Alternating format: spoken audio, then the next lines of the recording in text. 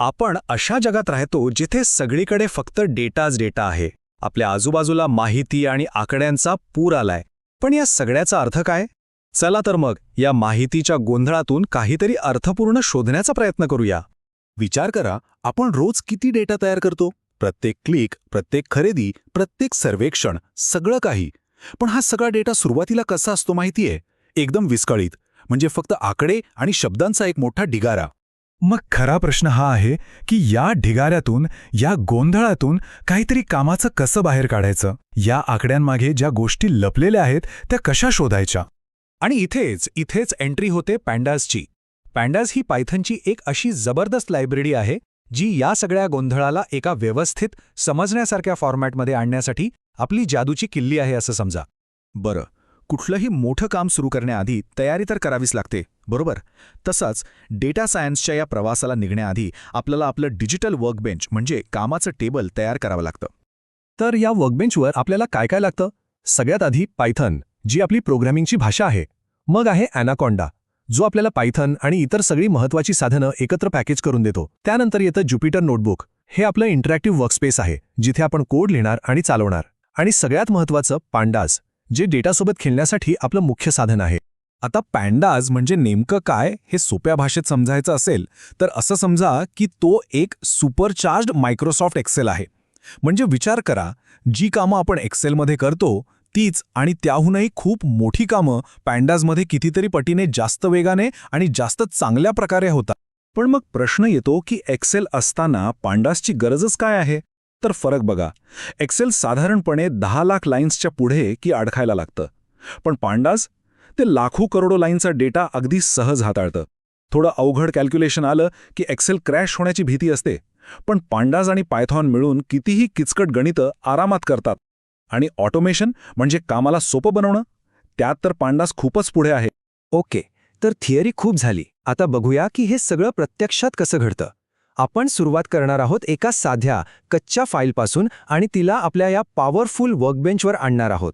इथूनच डेटाचा खरा प्रवास सुरू होतो. सुरुवात होते एका कच्च्या गोंधळलेल्या टेक्स्ट फाईलपासून. समजा एक CSV फाईल आहे. CSV म्हणजे काय?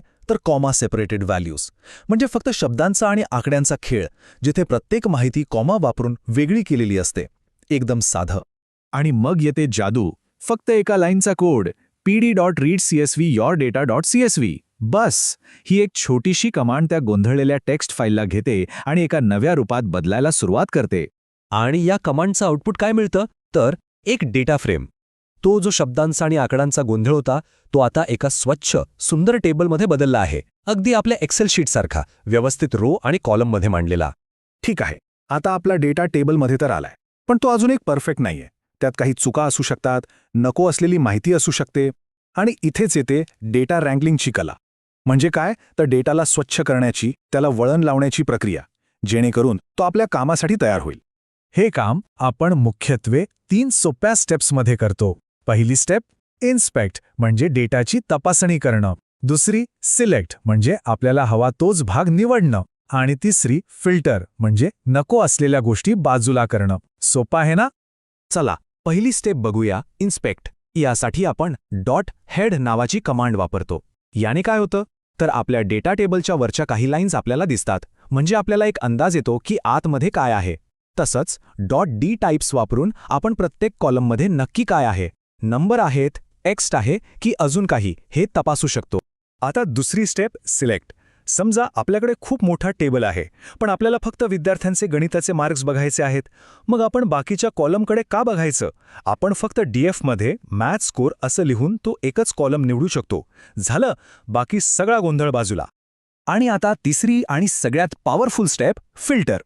समजा आपल्याला अशा विद्यार्थ्यांना शोधायचं आहे ज्यांना गणितामध्ये 90 पेक्षा जास्त मार्क मिळाले आहेत. मग काय? एक साधा फिल्टर लावा आणि बूम, हजारो विद्यार्थ्यांच्या डेटामधून फक्त तेच विद्यार्थी समोर येतील जे आपल्या अटीत बसतात. किती वेळ वाचला? ओके, तर आता आपला डेटा एकदम स्वच्छ आहे, व्यवस्थित आहे आणि कामासाठी तयार आहे.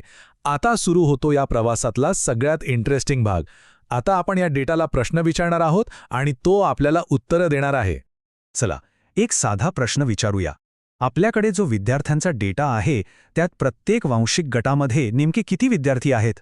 आणि याचं उत्तर मिळवण्यासाठी काय करावं लागेल? फक्त एक कमांड, डॉट व्हॅल्यू काउंट्स. बस, एका क्षणात आपल्यासमोर उत्तर हजर. इथे बघा, ग्रुप सी मध्ये सगळ्यात जास्त म्हणजे 319 विद्यार्थी आहेत आणि ग्रुप ए मध्ये सगळ्यात कमी फक्त 89. छान. आता अजून एक प्रश्न.